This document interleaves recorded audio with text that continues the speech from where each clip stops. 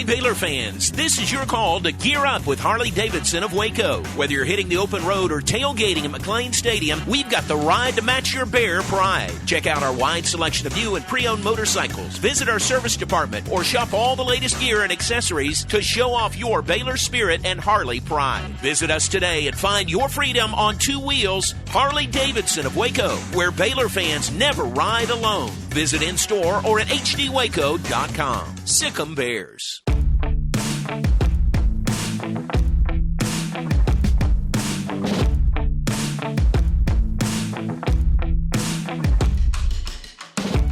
Hi, everybody. Welcome to this week's Sic Em Podcast presented by Harley-Davidson of Waco. Glad you're with us this week. Let's check in on Baylor men's basketball. Welcome the longest tenured assistant coach on the Baylor staff. Jared Nuness joins us. J-Nu, welcome to the Sic Em Podcast. J-Mo, I appreciate you having me, my friend. Man, it's great to have you here. Great. You got a great setup here, too. I love it. I would love to take credit. I can't. Our guys behind the cameras, they take care of that, and they've done a good job, haven't they? They have done an amazing job. You know what's missing, though? You know what's missing? A Harley-Davidson sitting right there. Harley-Davidson, David, man. Can you make that happen? There Let's we go. get a Harley right There we in go. You're not a Harley guy. I am not. My wife won't let me buy a motorcycle. I understand that. We love Harley-Davidson of Waco. Yep. Glad to have you here. It has been, let's say, a busy summer, an eventful summer for you guys. It was really, I mean, you've been here a long time. This is really a different summer, wasn't it? Yeah, very unique. 21 practices, I believe, which is the most I've had since I've been here. Right. But so much good came from it, you know, with 14 new guys, and just the opportunity to play overseas, play for a gold medal. It was great. Good. And the last game didn't finish like you wanted, but the overall experience, would you say, was good for you guys? Oh, yeah, the experience was great. Anytime you have a lot of new guys, the opportunity to have games and play games and try different things, play different rotations, it was a great experience for our guys. Yeah. So, yeah, it was great. So all the practices, but then you had games against obviously different opponents at the World University Games. So you got to see what these guys can do under the lights. Yeah. You know, it was good game experience for a lot of our guys who haven't played not only with us, but at this level. And the competition was really good. So it just gave us an opportunity to really see how well our guys can perform under pressure and as a team. So it was good. We'll remind everybody you didn't have your full team because you were Team USA at the World University Games. So guys that didn't have a U.S. passport, they couldn't play for you. So there were some guys that we'll see in the fall suiting up for Baylor that we couldn't see in these games. Yeah, absolutely. A lot of those guys who weren't able to play are very key members of our team, right? Guys that we're going to lean on for big minutes, big productivity. So not having those guys kind of put a wrench in some things, but it gave other guys opportunities to step up. Right. Very good. As you come back from that, we said this to Coach Sanchez a few weeks ago, you know, you came back, you had this long summer, that long trip to Germany and back. I thought you'd get a little time off. Y'all came back and you had one day off, right? And went back to work. We did. I think that last game had a lot to do with that, right? It kind of left a bad taste in our mouth. So we wanted to try to get back in the gym and get some working with the guys and end things on a better note than we did in Germany. Gotcha. And you've got everybody now, like Michael retired, we do. And all those guys. Yep. So we gave the guys about a week and a half, 2 weeks off before school starts. But when we come back, we'll have everybody there. Gotcha. Which would be nice. Good. I said you'd been here a while, so you've been through a lot of summers with Baylor basketball. You're about to start your 16th year here at Baylor. How about that? Amazing. Does that seem possible? It does. Yeah. After being here a while. But, you know, the amazing thing, I was talking to my wife last weekend, just the different teams, different personalities we've had over the years. It's just really been a blessing to see kind of where we've come from over the years, and just the opportunity we've had to meet I've had to meet different guys, different players, different coaches, learn from different coaches. So it's been a blessing. That's great. Yeah. And you filled several different roles through the years, now been on the floor coaching for the last 4, going into your 5th year here. That's where you wanted to get to, right? Be on the floor coaching. Absolutely. And I enjoyed my time as an operations guy. It was great. I got to learn under some great coaches. But the end goal was obviously to be on the floor and to coach and be able to teach and work with the guys on the floor. Good. Yeah. I think most people know your relationship working with Coach Drew goes back to when you were a player at Valparaiso. What do you remember about those days playing for Homer Drew was the head coach and Scott was on the staff? Well, both of us had more hair. We were better looking. But no, that was almost 30 years ago, close to going on 30 years. That's coming true. up. So yeah, it was a while back. 17, 18-year-old kid, a lot skinnier, could actually play ball a little bit, but just the experiences I've had with Coach Drew as a player. And now as a staff member, as a colleague and guy who works with him for 16 years, it's just been a lot. It's been a lot of experiences. It's been great. Truly blessed. So yeah, I mean, it's being somewhere for 16 years is rare. Yeah, that's true. Coach Tang was here for 20, I believe. And I'm here for 16. Coach Charlie's been here for 20. But it's a special place, Baylor is. Very good. Yeah. You're from Minnesota originally. Is it Eden Prairie? Is that right? Yep. So when I hear the name Eden Prairie, you know what the first thing I think of is? What's that? Vikings training Oh, camp. yeah. Is that right? It's there, yeah. Okay. For some reason, that's kind of stuck with me. Eden Prairie, Minnesota. Yep. How about that? Absolutely. So grew up there. How did you get to Valpo? What was that process like? So assistant coach at Valpo, his name was Jim Herrick Jr. Okay. Unfortunately, he passed away a few years back, but he recruited me. I had a great relationship with him. His dad was the head coach at UCLA. His senior was the head coach, but he recruited me out of high school. Him and I were really, really close, and ended up going to Valpo, and rest is history. Nice. And let's don't gloss over the fact you were the Gatorade Minnesota Player of the Year. So you had a great high school career. Yeah. Like I said, I had hair back then, and I could play a little bit. And I was in the shade. Yeah, I could play a little bit. I've seen your shot. You still have a shot. I appreciate it, J-Mo. Thank you, man. Very good. But you had a great high school career that led to Valpo, and the legendary, the Hall of Fame coach Homer Drew was the head coach there. Yes. Yeah. I love Homer Drew. Coach Drew, I still call him Coach. Yeah. He's like a father figure to me. He was an amazing coach, an amazing person to play for. I learned a ton from him. I still talk to him to this day, and every time he's in town, I go up and give him a big hug. Yeah. But he's a great guy. We all love Coach Homer Drew. Absolutely. For sure. Absolutely. So you would have been on the team for the shot? I was. You were, weren't you? It was that 98 NCAA tournament, Yes, sir. Valpo in Oklahoma City. Yep. Against Ole Miss in the NCAA tournament. Bryce Drew shot.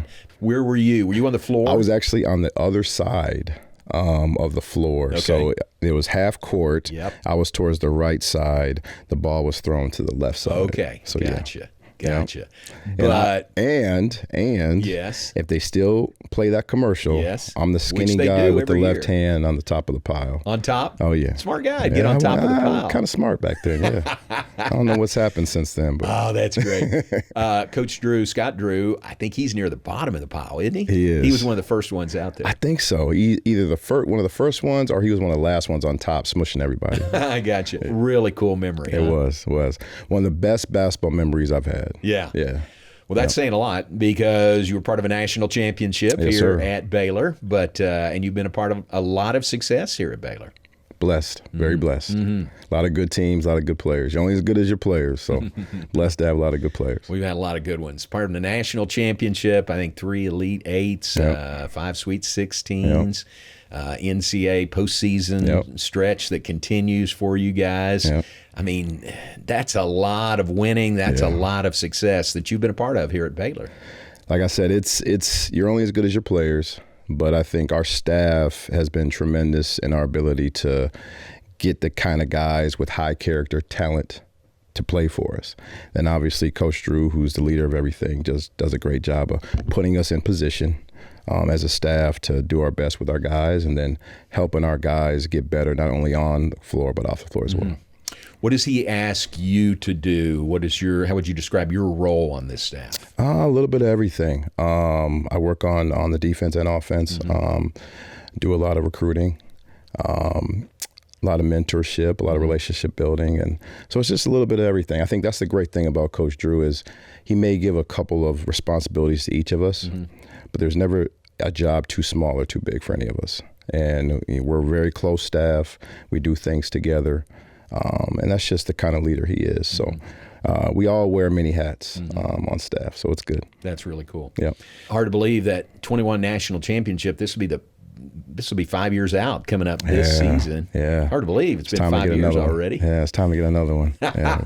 That's Need the some goal. new memories. Yep. That is the goal. Need some new memories. You guys did so well of handling that in the bubble. If people remember, you were in the bubble from Kansas City, the Big 12 tournament, all the way through the NCAA tournament, through the national championship. Didn't get with your families until the night after, the night of the championship game. But you guys handled it really well. You know, thinking back, it was so much different emotions, right? Because if you lose, you don't have a chance to win the championship and they're leaving the bubble. But then you also know you're missing your family, being away from your family for 30 days. Yeah. But I'll tell you what, just the outcome of us winning that national championship, I'll do it all over again. If you tell me I got to be somewhere for 30 days in a bubble, not see my family, but just be with our team and have a chance to win another national championship, I'd do it again. Amen to that. Yeah, absolutely. It was 30 days too, wasn't it? It was. That is a long time. It's a very long time. Yeah. Yeah. You guys, again, it was all about the attitude, I think, and Coach Drew and you and the staff, you created, you guys thrived in that bubble where other teams sort of crumbled under it. Did you see that? Yeah, I think that we give a lot of credit to our players. A lot of those guys, when they decided to come back, the Macios, Jared Butlers, and Mark Vitos, Davions, they were on a mission and had a goal. And I think when we were in that bubble, I mean, the goal never wavered. And I think from their perspective and how they approached everything wore off on us, right? And we all knew that, if we were going to be there, we were going to be there for a chance to win a national championship. That was the focus. Remind our listeners and viewers, y'all did some creative things in the bubble to keep it interesting, right? Man, Connect Four. Yeah, we did Connect Four. We had a basketball hoop. I think we played trivia. Yes, and you were involved in that. I think you were involved in that a few times. Yes. Oh, what else did we play? There was a couple other board games we played. Skip-O. Okay. Skip-O, played Skip-O. Coach was playing pickleball. Was Pickleball. pickleball? Did y'all do that? Yeah, we did pickleball a little bit. And then the cornhole game. I think we played that a bunch too. So that's a standard. Yeah. And then what was it like when you'd get kind of outside to get that walk, onto the minor league baseball team? You get outside like once a day. It was just great to feel fresh air. Yeah. Because you kind of started feeling claustrophobic a little bit, and just being able to see the sunlight, feel the fresh air, going out, taking walks, it was good. Yeah, it was Gosh, good. what a great memory. Oh, it was awesome. Not necessarily being in the bubble, but the result of being in the bubble and coming out of it was so cool for you guys. Absolutely. What sense do you get from this team with really a whole new team compared to last year? It'll be tough early, I think, just because we're going to need to see how certain groups and how guys play together. We saw a little bit of that in Germany, but, the Big 12 and is one of the best conferences in the country, if not the best. And then we have a pretty good non-conference schedule. So we may, take a little bit growing pains early, which is okay. So we can kind of figure out some combinations and things and how our team works. But looking forward to the challenge. We have great guys. Our guys are amazing, hardworking. They get along great, which makes our job easier. So we're just looking forward to the challenge. Yeah. How hard has that been, or was that this year, to refill your roster? I mean, a lot of times you're going looking for 2 or 3, maybe 4 new guys to add to your returnees. This year you had to fill the whole roster. It was tough, very time consuming. Our GM, Jason Smith, and the rest of our guys on the staff did a great job. A lot of long nights, long hours on the phones, long meetings. But we wanted to make sure that we got it right. Unfortunately, some guys, moved on.